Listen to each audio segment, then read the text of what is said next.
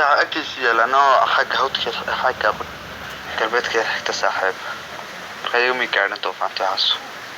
بركة ربكم أنتم وحيلا جيستين قريهم بدمين ستة وحيلا قريهم تلقوا لكن ستمين أقريب هذا متأثر قاضو قارب حافظنا مقال جال بقول مع تاجر بقول ميوم ماذا حكي غير حيو تتسنك يا أفكار دي كسر اللي كان هرقيس دختر خلاص يعلنه بركة ربكم مكون ما تتعيبها مسوي حويا روبي إلا شلي تعيب إلا مع المهم تأحمد ونس عنود قوة ربنايا روبي ما تتعيبها مسوي روبي شلي يتعي تخابيه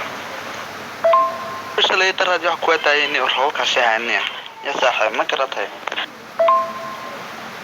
marka ma tuulayaasha qura waxyaalo roobku mise wuxuu waxyaalay xataa dadkii xoolo dhaqatada ahaa ee magaalada dibadda ka yaallay dadkii reer miyiga hami waxyaalay soo magaalada si khasaaraha u geystay guriga inta laga dumiyo la oran karaa ilaa mise guri baa dumay war horta waay khasaaro miyiga mu gaadhin si laakiin magaalada guriga badankooda jinkado ka qaada leeyahay way fara badan yihiin horta xoogaa weeyaan saaxiib kale wayn malqaamadii maqal ilaa malqaamadii buu yuqaatibaa leeyahay saaxiib dadka qaar xaafad kaliya dhaawac geystay baa leeyahay oo islaamo ayuu dhaawac geystay madaxa jaajirka oo dhaqan madaxa ilaa sakilaa fadhi ka socodaya dhakhtarka wada siiyay markaas xawasta la oran kara ma guriga marka hore dhismooda jilicsanaayo sida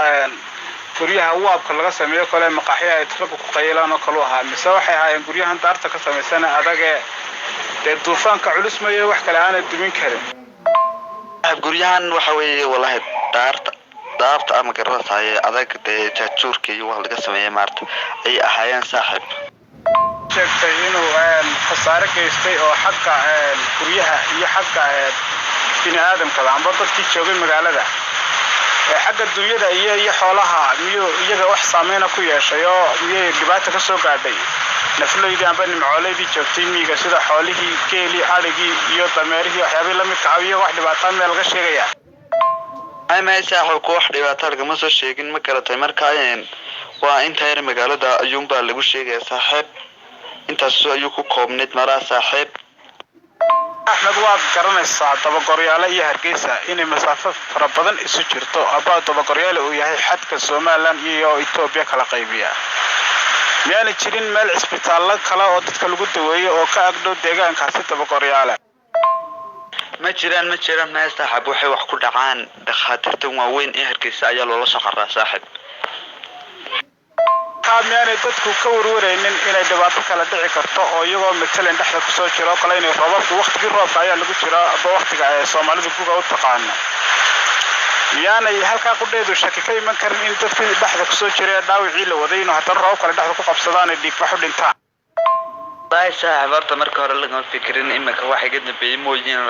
in laga fikray saaxiib imaka waa iska casar oo la qiimeeyaa oo soo tukarey saaxiib marka waa inuu hadhow waayo saaxiib waqtigii salaadii casar ayaa yaqiinkiis ka taagan yahay mana rabo inaan warka kugu sii dheereeyo oo in